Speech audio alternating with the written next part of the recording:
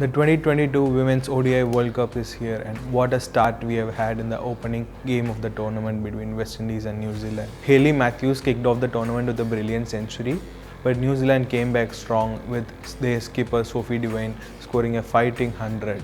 In the end, it was all down to Deandra Doughton to defend 6 runs and take West Indies home. She hadn't bowled in months, even in nets, but she went to Stephanie Taylor and said, "Skip, give me the ball, I have to bowl."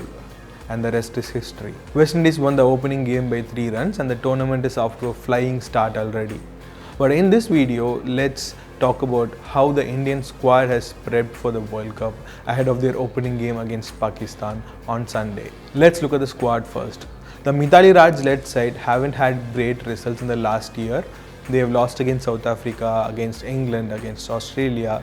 Even in New Zealand, they lost the ODI series 4-1 just before the World Cup. But in the last 12 months, they have gone through a lot of transformations and they have a mix of youth and experience in the squad who have come good in patches, but we'll have to see how they augur in the World Cup. In the batting department, a lot will rely on Smriti Mandhana, Shafali Verma, Deepti Sharma, Mithali Raj and Harmanpreet Kaur.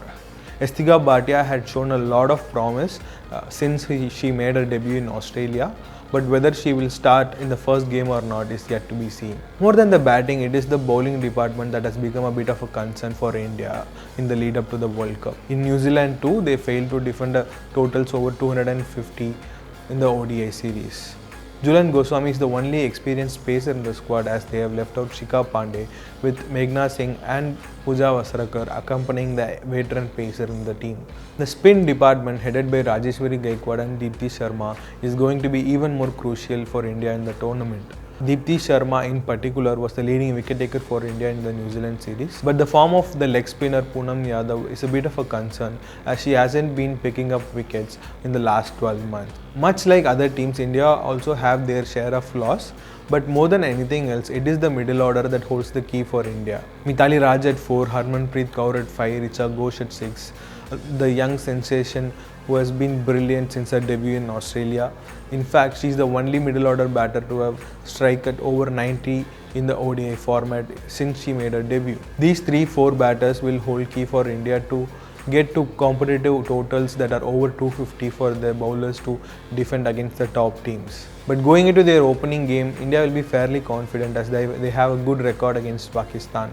The Bisma Maroof-led side will be looking forward to start the tournament well. She herself is coming from a year-long maternity break and they have heavily relied on Nida Dar and Alia Riaz in the middle order to bail them out almost in every single game in the last 18 months. If they were to put up a good fight on Sunday, they will be heavily relying on the spin department to replicate the kind of performance they gave against India in 2017. India might or might not go on to win the World Cup. India might or might not start well against Pakistan.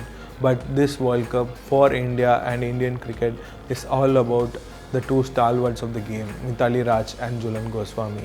Over the last couple of decades, the legendary duo have given their blood and sweat on the field and have been the torchbearer of women's cricket in the country.